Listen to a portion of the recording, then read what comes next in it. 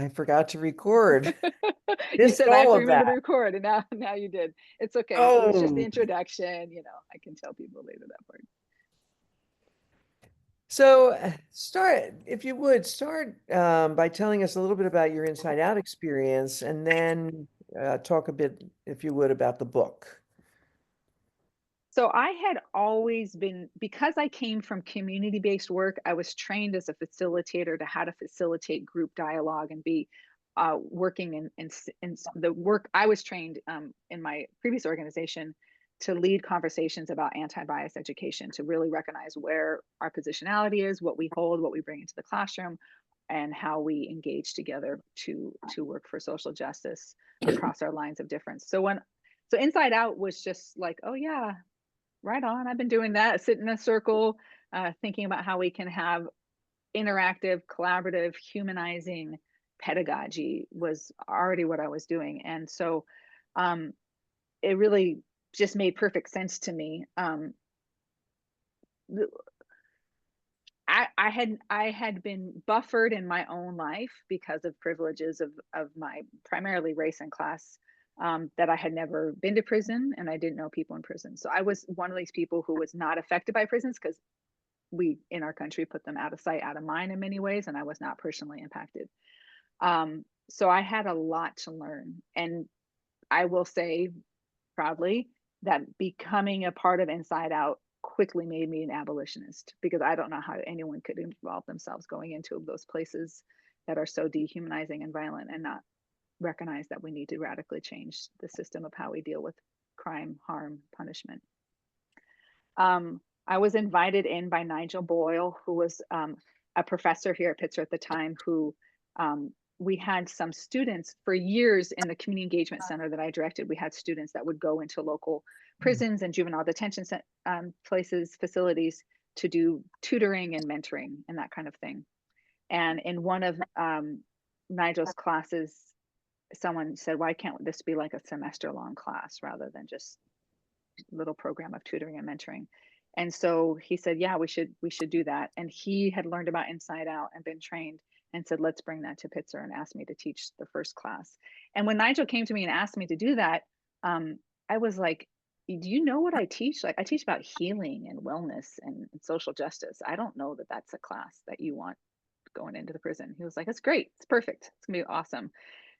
And um, my first Inside Out class, I was, doing, we were all in a circle, inside, outside students, and we did a hopes and expectations for the class. And we had this like line, it was the first Inside Out class. So there was just this line of guards and big, strong dudes in the classroom who just stood there like this, watching us do these like icebreakers and what's the story of your name and all these things. And they were, oh my gosh, we're sitting too close to each other. We were having too intimate conversations. Everything was making everyone nervous.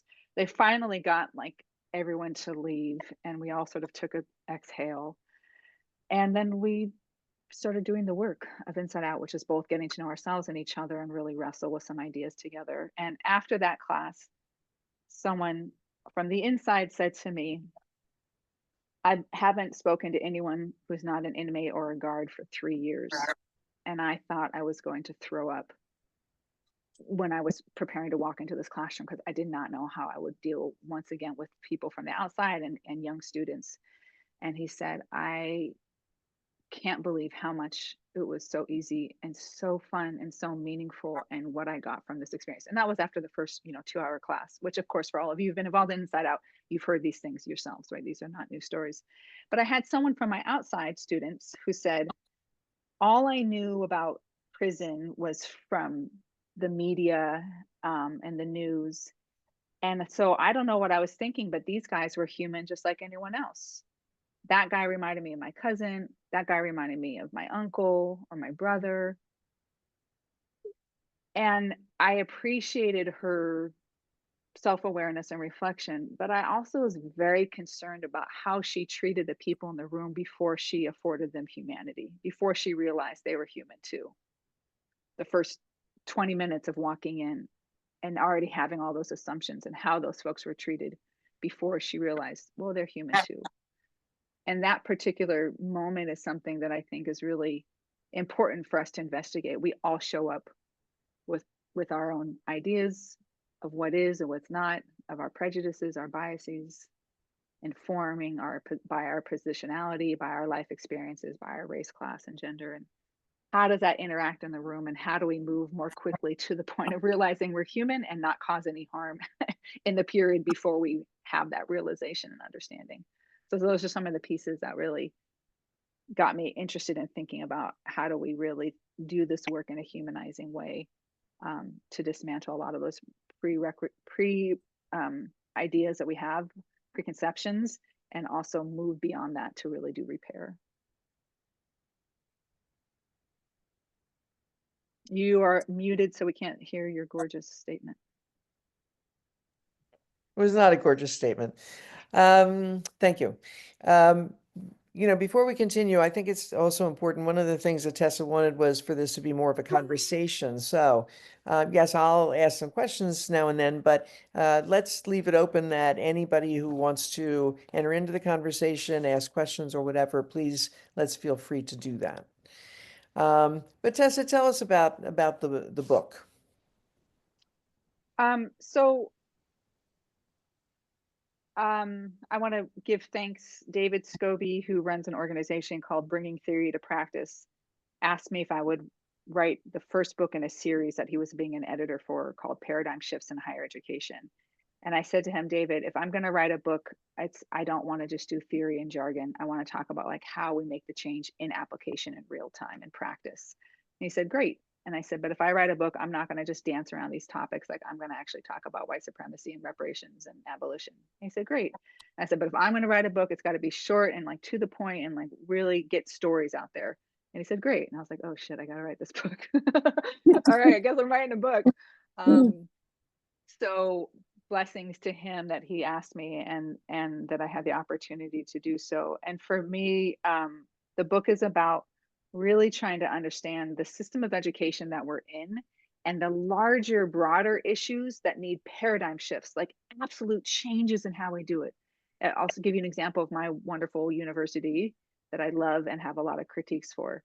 It is a private liberal arts university with tuition and room and board. It's close to $90,000 a year. $90,000 a year. That's a problem in our country when that's just accepted as a norm for private schools all over the country. I could have my kids go to this school and they'll give me half off. I'm like, ooh, only $45,000 a year. You know what I get paid at school. How do you think I'm going to afford that with 2 kids? Like it's just out of reach. So these are like the paradigm shifts, like that, and then the issue of debt and tuition and all of that.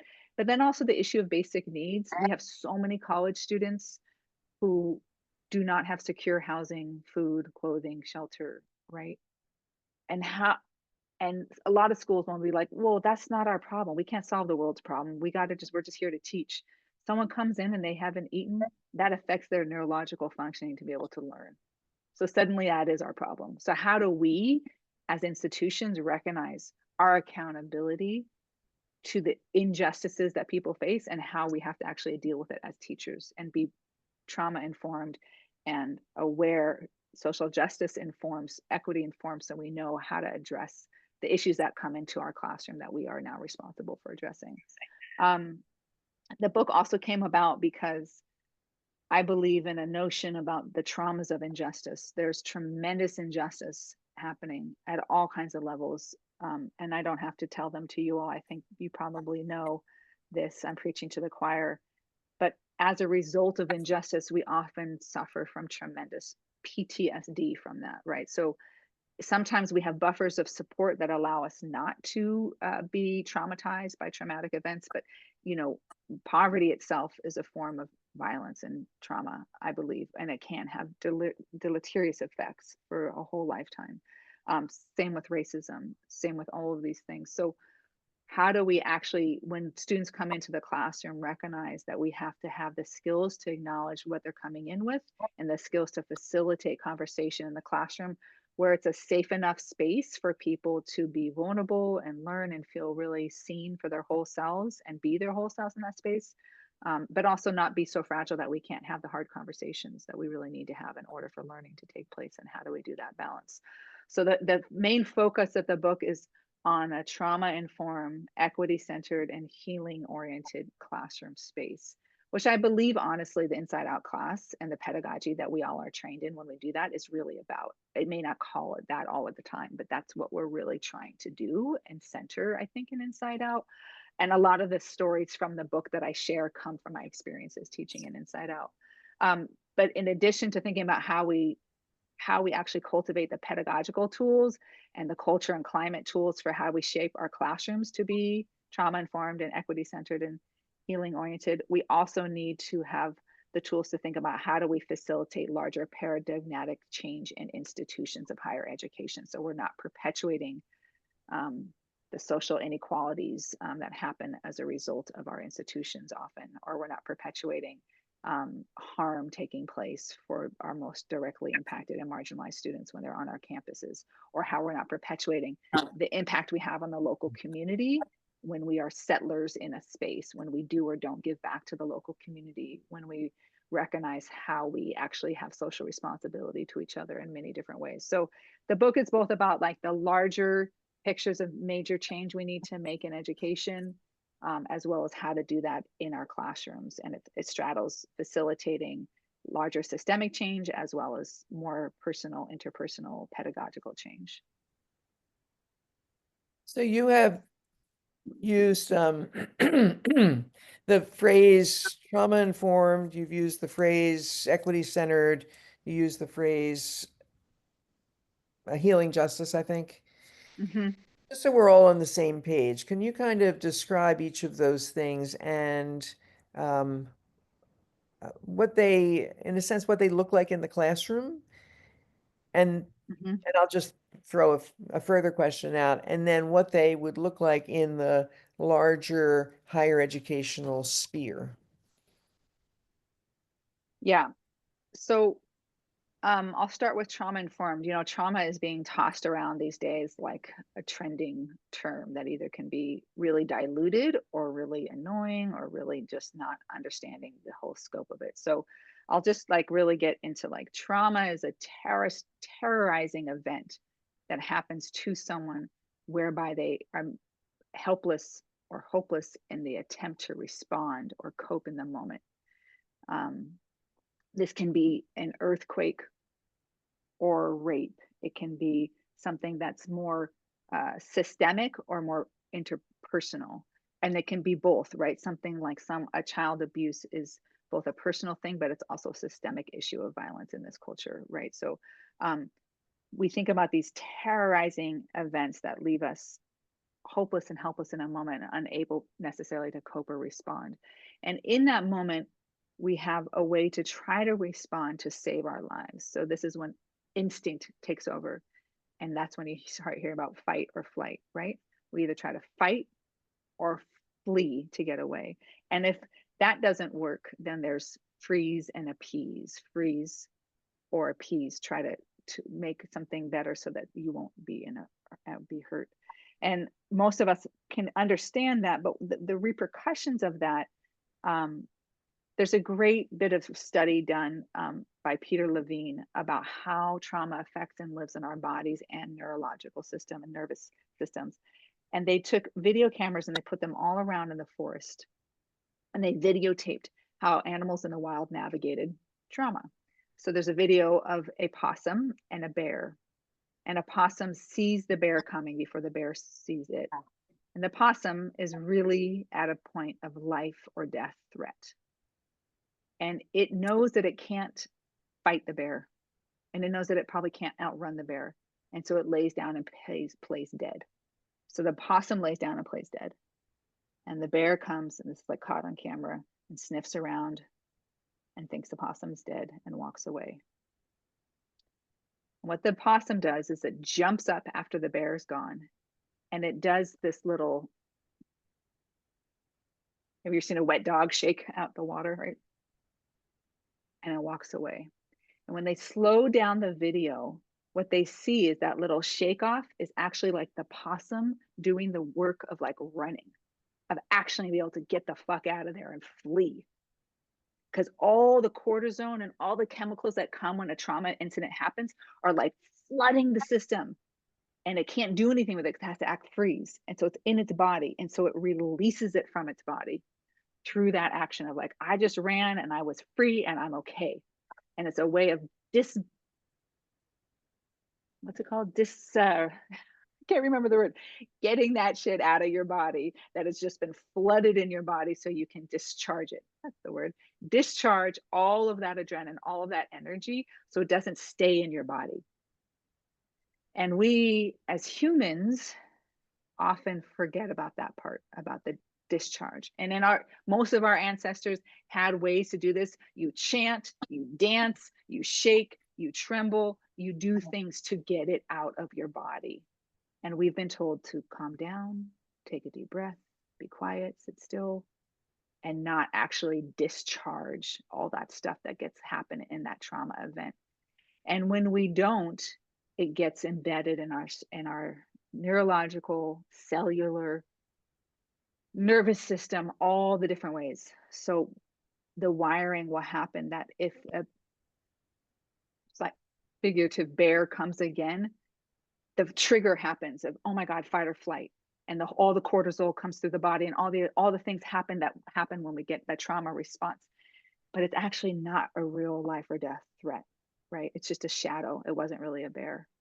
But we react as if it's really, like, our bodies don't know the difference, and we react as if that threat is real. And how does that translate when you're in a classroom or in a workspace where someone's coming in with carrying this trauma, and the trigger happens where they think something is a threat, but it's actually not, but they're reacting to it. And how do we react when we're in a trauma response? Fight or flight, death or life, black and white thinking. It's this or that. There's no gray. You don't have the time in a real point of threat to have like, I wonder what that bear's thinking. Maybe that bear actually likes possums. Like there's no like gray, nuanced complexity. It's black or white. But when we apply that thinking into a classroom space where there's no space for nuanced complexity, gray space, that's very hard to learn if you're just in the black and white. If you're looking for hypervigilance, where's the bear? Where's the bear? Where's the bear? So there's all these PTSD qualities that can arise when you're having a trauma response to a trigger, which makes sense if it's a matter of life and death, but do not make sense and do not help or not useful if you're in a classroom where you're trying to learn together. So to learn how to be trauma informed means, how do we navigate trauma that might be brought in the classroom so that we can help to make sure the learning and the engagement and the trust in the community can happen and not be actually thwarted by the trauma response. So trauma informed doesn't mean that the trauma informs how we're going to leave the classroom. Because if that was the case, then we'd be black and white thinking, we'd be doing all those things that aren't useful. It means that we understand those qualities, and then how can we help and make a classroom support? We're like, this is a safe space. We're going to engage in the gray, complexity, nuanced ways of thinking, and we want you to join us in that. If you're able, what can we do to help make that more possible? We'll make things predictable to some degree. Hey, this is what we're doing in our lesson plan. We'll make things flexible. This is our plan. If something's going on and you need a little bit more flexibility, we'll accommodate that, right? We make caring and reliable relationships.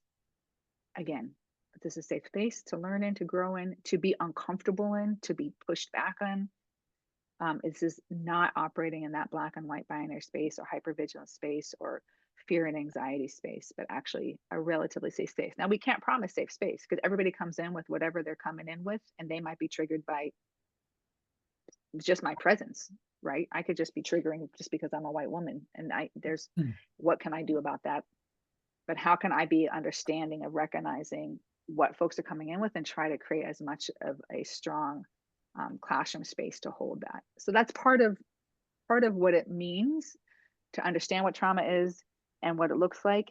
The other thing is, when you're able in a trauma moment to actually release and not store that in, then it doesn't necessarily, that means you can evade PTSD.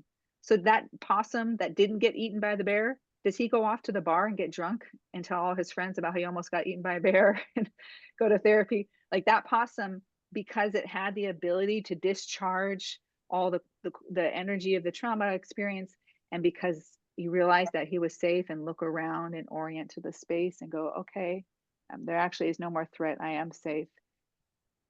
Is able to walk away and be okay. So I Let also think that's just let me me finish this one interrupt. sentence. Trip has a question. Okay, let me just finish this one sentence. Sure. The part that I think is important is that in society, we often think that if there's a traumatizing event, then you are going to be traumatized no matter what. And that's not always the case. Two people can experience a traumatizing event and have very different post experiences from that. One of the things that determines that is like how many buffers and support you have in the moment to help process it, to help make it through.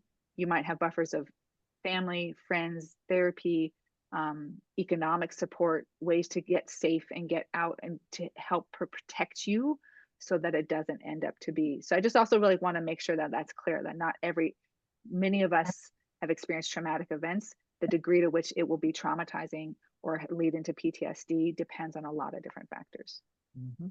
Trip, yes, jump on in. Yeah, thanks so much. Really appreciate the lens in that way, and the practices in place to help identify, kind of creating that safe space. So something that I experienced and witnessed is kind of the whiplash effect of people coming into that environment and feeling that safe space, but then knowing that an hour later, 2 hours later, they got to go back to the hostile environment. And so there was almost like a whiplash of, man, I feel so good here. Oh man, now I'm back in my my own regular environment, and it was overwhelming. So can you talk a little bit about things that you've done, or maybe practices that you suggest for alleviating some of that? Yeah, I really appreciate you bringing it up. And what you're saying actually cuts very close to home. I had an inside out class that I was teaching, and it was called Healing and Social Change. And um, we were practicing a lot of mindfulness and art and poetry and all kinds of things to help us feel really like tap into our wellness and healing. And I had a student tell me, every week I come into this class and everything around me in my life, the whole rest of my life, is violent, dehumanizing, and awful in this prison. And then I come into this class and there's 2 hours of light and love and energy and these wonderful young students who are so hopeful and inspiring. And then I walk out of here and I have to armor up and get ready right back for the dehumanizing and violent reality that I'm in here. And it's almost too much. It is almost too much to have to, just what you said, know that's even possible, that I can be in a place where I'm seen as whole and human, as an intellectual and valuable contributor to society, and then be tossed back out. And it's almost not worth it because the whiplash is so hard. And I said, so is it doing more harm than good? And he said, I've made the decision at the end of the day that it is worth it to get those 2 hours. But here's the real hard piece of that story is within a few weeks of our class ending, he tried to escape and got put in the hole. He tried 3 times to escape and got put in the hole and had a very, very difficult situation. I'm not saying automatically this inspired that. I think there's a lot of things he was dealing with, but I have always asked that. And I've asked my other Inside Out classes that, is it worth it? Is it worth it? What I've heard from folks to respond that make it worth it is that there's some practices that we try to teach in the class that you can take with you wherever you go. And so it's not just those 2 hours. And that a lot of, at least in my inside classes, students have told me, we take out and we're on the yard, we're talking about the theories and the readings, ideas, we're trying to help each other out. People are like, will you stop talking about that class again? We're creating our little study groups, and we're also practicing these things ourselves, right? And I remember, Kenny, I hope you don't mind me inviting you into this part of the conversation, but I remember you telling me that you were very taken with some of the meditation and yoga stuff we had done in class, and you were trying to bring it out back to your dorm. And you're like, I can't actually do yoga in my dorm space because that's not safe, but I can practice the breathing, and I'd be doing things inside, right? Even if it's not very public and showy of it, but I can practice it. And that, I think, was a part that made it worth it to not experience that whiplash of it being so hard to have that and then have it be taken away. I would invite Kenny. I would love if you would be willing to speak from your own experience to answer Chip's question. Well, yeah, for me, I was pretty, I was a rough guy inside, and Tessa kind of broke me of that tough guy image, and it was to the point where I didn't do yoga inside, but I did do yoga for a whole year at the Upland Gymnasium through Pitzer College with Barbara Janice by, was the only man in there, and I felt vulnerable enough to be in that space. And all I can think about was Tessa talking about how this would change me. And it's a group of us that experienced that class. We only got half the semester because of COVID, but I carry that with me to this day. I became a radical feminist inside of Tessa class. Here it is, this big 6'3", 200 and something pound gangbanger, shot caller in prison, and now I'm identified as a feminist. And so it goes a long way. Tessa is something about that experience. The whiplash is there. The last class we had, I left. The students were crying, the guys inside were crying. I got out of there to avoid that whiplash, but it's well worth it. This program has impacted a lot of people, regardless of the hard part. The hard part is sitting in prison all day.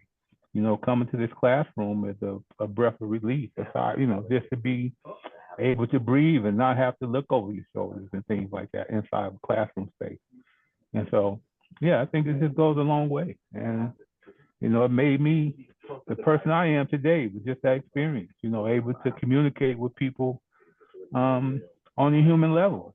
Before I always saw people as a potential threat or some type of, enemy of mine, potential enemy. But, after being involved in it inside out, I'm able to communicate with anyone and actually travel around the world, making friends with people just from this experience. And so, yeah.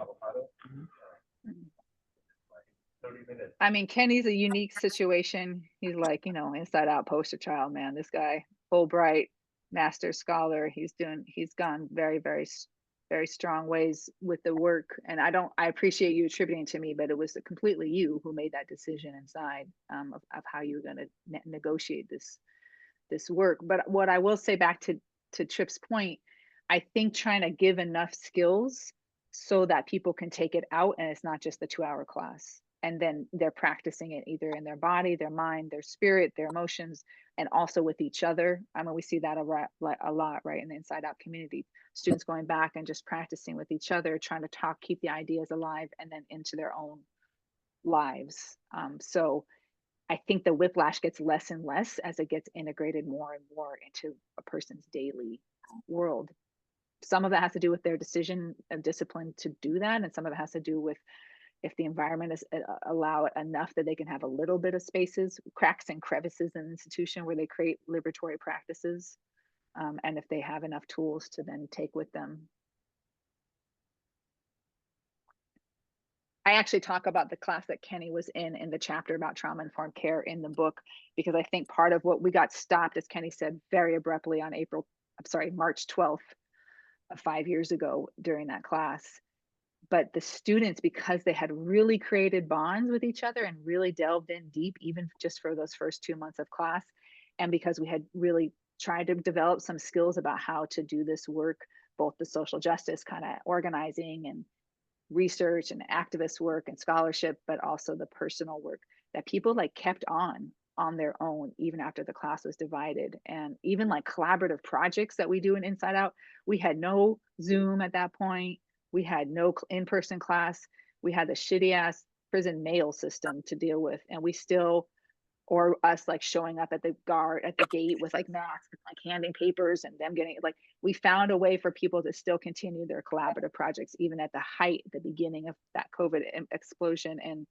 And people and the outside students, I'll also say, like, they really were impacted, and they started doing activists about how are people inside being treated in the middle of COVID, and they were writing their elected officials and sending in care packages and just doing what they could. So I do feel like it's the whiplash is less as it gets integrated more and more in the day-to-day lives of students. Which is a little bit where I wanted to go in a question, and maybe this is a kind of devil's advocate question. So you're talking about these liberatory spaces, all of the stuff that the healing spaces, etc. And here we are in this very odd situation in our country that is the antithesis of that.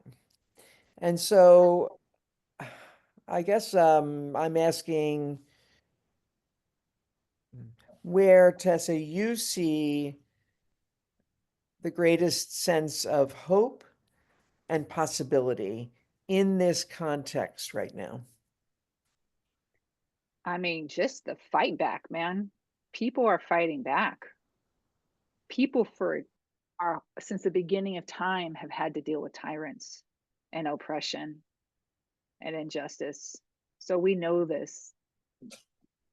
It's hard and frustrating and fearful and awful, but we also have been studying, a lot of us, this for our whole lives. So how do we do it in the moment? We fight back. I think we fight back in small ways and in big ways. One of my colleagues here, she's an environmental analyst and anthropologist, and she said that the two major threats of our time are the fall of neoliberalism and climate chaos. And that one solution to both of them is to build strong, resilient communities of care. If we build strong, resilient communities of care, we are going to be able to attack the issues that are the hardest. I have a dear friend who her family just came over from Lebanon for the birth of their grandchild. And she asked the new grandmother, how are you surviving in Lebanon right now? And she said, the funny thing about you Americans is you expect your government to take care of us. In Lebanon, we've never had that expectation. We've always known that they're not there to take care of us. So we take care of each other. So nothing's really different for us right now than ever before. We always have to take care of ourselves and take care of each other. And so that's what we have to be doing right now. Kenny, take care. Is building our resilient communities that take care of ourselves and each other when we can't rely on the government to do so. And of course, I'm not making this easy. I mean, this is tremendous fear and people's lives are at stake. But I also think that we resist in big ways by really making mutual aid. I was just telling to Lori and Joe before folks came on that my community has been hit really hard by the recent fires and mudslides because I live in a directly impacted area. And it has been so much fear and people have lost so much, but also the way people are coming together and the community and the mutual aid that's happening is phenomenal. And I wish it didn't take a disaster for people to come the way that they are, but it is really incredible to see people really rising up and taking care of each other in very, very important ways. So I think that part of it gives me hope that I can see how we can do that with each other. And then also, I see people who are like, look, I've been the dean of equity at my university for 30 years. And then one night I got the message I had to take the word equity out of our entire website and replace it with opportunity. And they said I had to sit in that like long night of the soul of, do I leave my job because I can no longer do what I'm really supposed to do? Or do I stay here and do this work no matter what the hell you want to call it? And so she decided change all the word from equity to opportunity. And she said, I'm going to keep doing my work no matter what you call it. And maybe we have to do it in more clandestine ways. Maybe we have to find quieter ways to resist and still get the work done. And other times we can do it in larger ways of making resistance. But the thing that gives me hope is I see people finding solutions to these horrific threats. And I do believe there's way more people in this country that believe in justice, liberation, and the absolute tenets of our Constitution and democracy who will fight back for that than the small minority who has a very loud voice and a big stick who don't agree with it. What sorts of thoughts or questions do people have? Because you have really said a lot.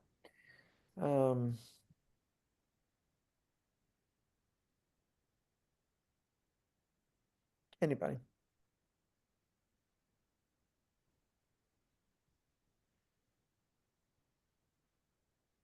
Becca? Yeah, so this isn't so much a question. First of all, just gratitude. Thank you so much. This has been really beautiful. Do I have time in my day to step into this Zoom? Like never, which is why I made the commitment to join, right? So I'm just really grateful to be in this space, and I've learned so much. Something that occurred to me, Tessa, when you were talking, and then Trip, I'm so grateful for what you brought up about that experience of whiplash. What emerged for me was thinking about the grief of getting in touch with the thing we never had, like the healing thing. That I think some of that whiplash is we don't expect sometimes if we're moving from a place of violence or deprivation or hardship or illness, that when things get better, which could be stepping into this class, which has love and care and healing, that then brings up all the grief of recognizing that it didn't have to be so, that like something different is possible. And we would think, oh, I feel happy now because it is better here. It is nicer. I feel more whole. But it also puts us in touch with the grief of, oh my gosh, like all of this suffering and pain that I have experienced, I didn't have anything to compare it to before. And so that sort of emerged to me, and it just makes me think, how it just simply naming that, in case it's not something that we would be aware of, that there might be, that this backlash is to be expected potentially, that grief is to be expected, even though it's confusing because it's following the thing that felt better.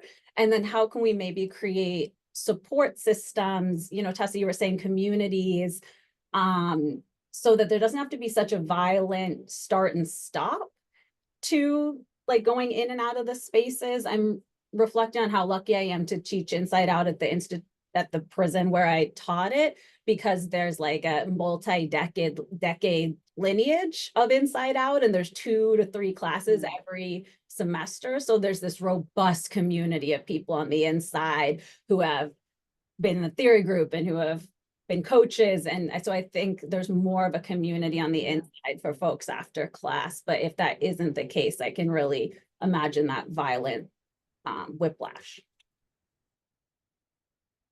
I'd love to touch on your point about the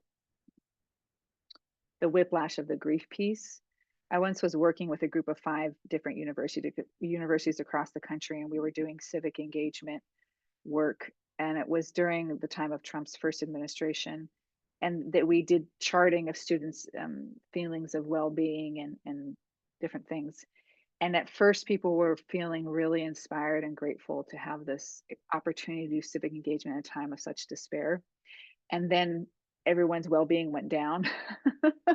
And in some ways, it was like, as people also learned more about the injustices of the world and had their own rage and grief come up, even though they were feeling safe and good to be able to do this work, there was so much pain.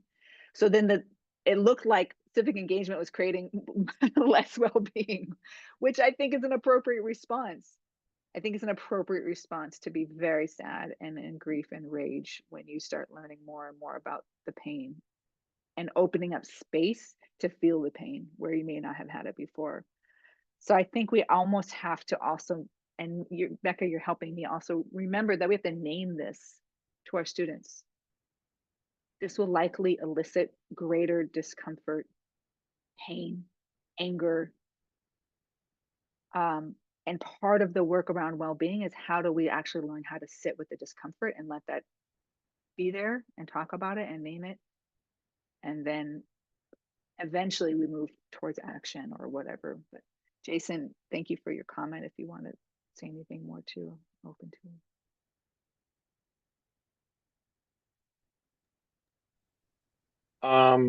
I mean, I think you just kind of hit it on the head, you know. I mean, for me, you know, I'm somebody that's just involved as well. I've never taken part in Inside Out. Curious to explore what that is a little more. But also, you know, when you were touching on that, that's like kind of where I'm at right now. You know, after 26 years of incarceration, I've been home for about 3 years now. And, you know, I'm pursuing higher education. And so taking all of these classes, I work in the reentry space.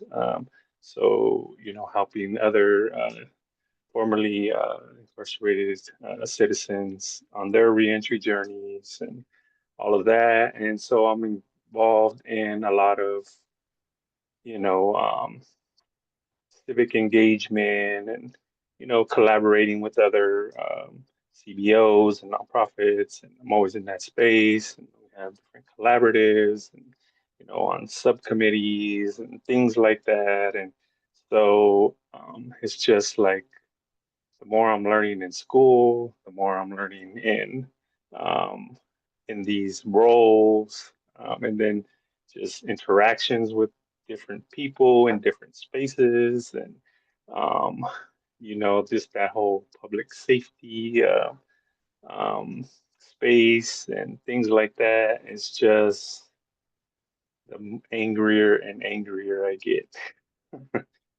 and you know, I'm kind of in this place where I'm just like everything kind of just upsets me. You know, I see new things in the news and you know, or on social media and you know all of that, and I'm just like, man, like what is going on here? What is wrong with people? What is wrong with this society? Like, you know, I thought we all kind of were on the same page and believed in the same things. And, you know, like, of course, you always have those outliers, but, you know, it feels as if these ideals are becoming normalized of, you know, hate and unacceptance and, you know, just really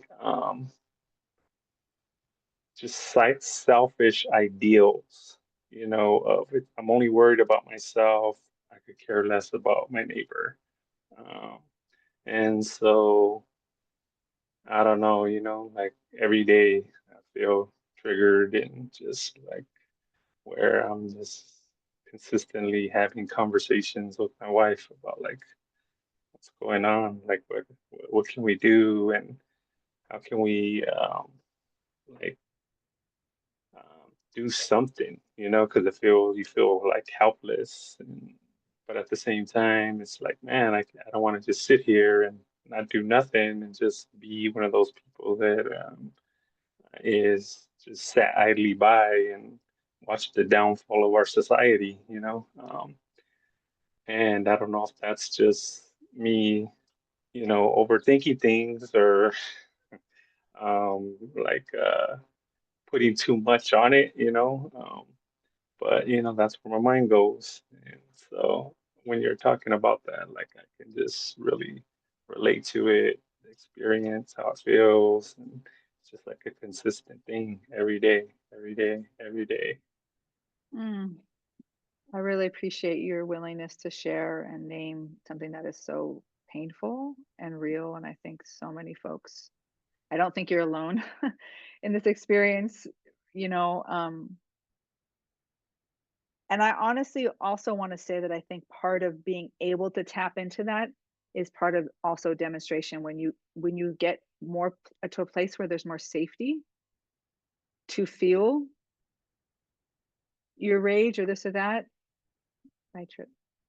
You will be able to access it. So it's actually a sign, right, of growth that you're in a safer place, that there's more and you have more room to actually tap into emotions So in a way, that's a good sign, but it's also painful because then everything comes up and then you really do. But when we're able to also access that depth of the pain and rage we feel, we also have more capacity to access real joy. And if we're going to really let our hearts open, we feel everything more. That's the good and bad news. And I will say to Jason, but to all of us, like, it can be incredibly despairing and demoralizing to be alive in this moment. For a lot of us, it's a lot of political and very personal things. And I do think that, again, going back to that the community, resilient, caring community connection, breaking out of isolation, breaking out of that hopelessness cycle and reconnecting to each other for that community care, that is also our inheritance from our ancestors. Our ancestors have cooked together, sing together, dance together, cry together, and survived so we could all be here today. So really tapping into that inheritance of creating strong, resilient community so that we can survive the traumas of injustice and also have joy and love.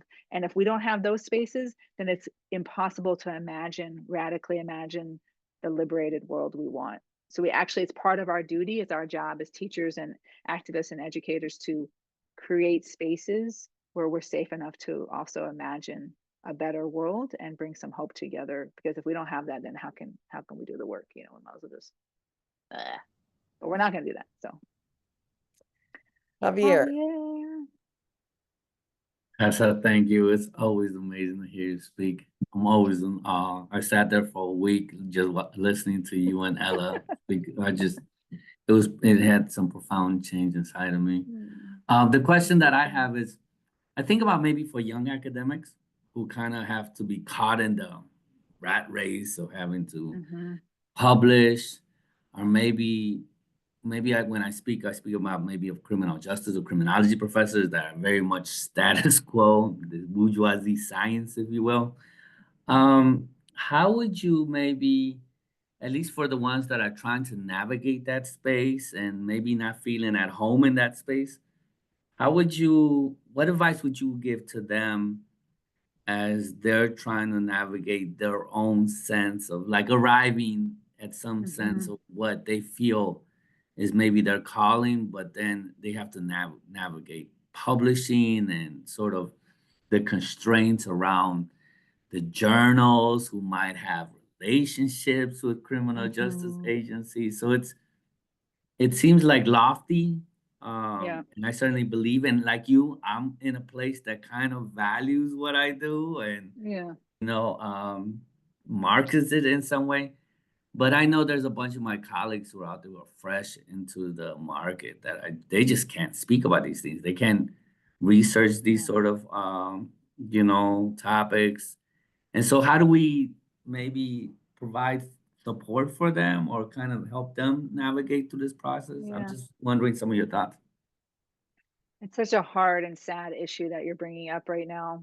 I think always the answer is you got to get in where you fit in, and each person is going to be different, right? So some folks, I think also we have to make it welcoming for people to come in different ways, right? Not everyone's going to be out there with a bullhorn. I think part of it is making people also feel at home to do the thing that they can do, right, within the limits that they face in their profession and that they're best at doing. I had a young person come to me once, she's like, I'm really all about social justice, but I don't really like people. I'm very shy and I just kind of want to stay home. And I like spreadsheets. Can I just do spreadsheets? And I was like, girl, have we got a space for you in the movement? We need some people who like to do spreadsheets, so I also feel like, again, get in where you fit in and do what's right for you in the work. That's one part. Bayo Komalafe is a scholar activist I really love, and he really talks about creating cracks and crevices in the institutions. And I believe in those cracks and crevices, we create solidarity, we create liberatory practice. So it may not be in your main line of publication that's going to get you tenure. I really wish it could always be that, but it may not. It might have to be a little extra work you do on the side. It might start just in the classroom teaching, but you're not able to actually integrate it into your publishing portfolio. Or maybe you publish about it in the scholarship of teaching and learning and hope that will be received as being important, even if it's not right in your field. And maybe eventually you feel confident enough to publish in your field, or you partner with someone like Javier Dr. Perez and say, we're going to co-author a paper, and maybe that'll make it safer for them to go into their own field and publish about this stuff there. You know, I mean, I think we have to be very creative about finding ways. When I heard that faculty at my school that says it's all about activism and social justice were actively mentoring faculty out of doing community engagement until they had tenure. They're like, wait till you have tenure before you do that stuff. I was so devastated, you know, and I was like, but then that was a problem for us as faculty. Hey, let's really talk about this. If we say we're about this as a school, we have to practice it in policy and in culture, and not make people afraid that this is going to take away. And we actually changed our whole ass policy in the faculty handbook to say participatory action research, public engagement, community scholarship, all of that stuff counts. So if your end result is not a published paper, but a change in policy at your local city council, or, you know, to really try to change the policy so that people wouldn't be punished. That's a whole endeavor, right? To do that. It took us years, but I believe there's ways and pathways, to make it be seen and valid and rigorous in the thing that you're in and not have to do it on the side, but sometimes to do it on the side or in solidarity with others until that opening occurs. And then to make space for everyone to get in, so they don't all have to be the hardcore activists that you may not come and be ready to talk about abolition, but you're coming in ready to talk about humanizing pedagogy. Okay, that's the first start. You know, you're welcome here too. Right? We can't do the woke Olympics. Then we're just given more fodder for the right to talk about how silly we are. So I know we are almost at the end of our time, and I want to respect people's time. I want to share a couple of things. One, if you're interested in learning more and like seeing, I really did try to make the book less theory and jargon and more like, here's stories and practices. So hopefully it'll be useful to folks. I'm going to put in the chat a flyer that has a 30% off discount, so that you can get the book if you want it. I'm also happy. I've been getting random calls. I really haven't had time and energy to promote this book. The fires and the political fires have really took a number on me this last month, but I keep getting calls from random people like, could you come out to our school and talk about this? And that makes me happy that even in these times of terror, people are saying, no, we want to double down. So I'm speaking to a number of different like faculty institutes that are doing professional development on how do we do social justice and community engagement in our schools. So people are not backing down. I'm getting more calls now. Autograph. Oh, Javier, you have to come have lunch with me in California to get the autograph. And the other thing I want to say is I want to give a big thanks to Lori. Lori has been hugely responsible for enabling all of us to continue this work in this way. And I know it takes a village, but Lori's like, you know, a very important queen bee in that village. And you're not what is a queen bee like ends up killing bees? So that maybe that's not the greatest analogy. You are a queen bee that is helping us make honey out of some really hard circumstance. So I appreciate Inside Out existing and all of you for your work in it. And I'm just here to say yay for all of us, because we're trying to do something incredibly liberatory in the most insane times. And that's called courage. And, you know, that's what we do in these spaces in the prisons. You know, we're setting up liberatory spaces in places that are the complete opposite. And so it's, so we're kind of a little bit trained to do that. Yes. This we know how to do. Yes. That was fabulous. Fabulous, fabulous. Thank you so much. Thank you all. Appreciate you. All right. Let's give Javier, her. contact me separately so you can get your autograph and have lunch with me in California. Thank you all so much. Be All right. well. See ya. Bye.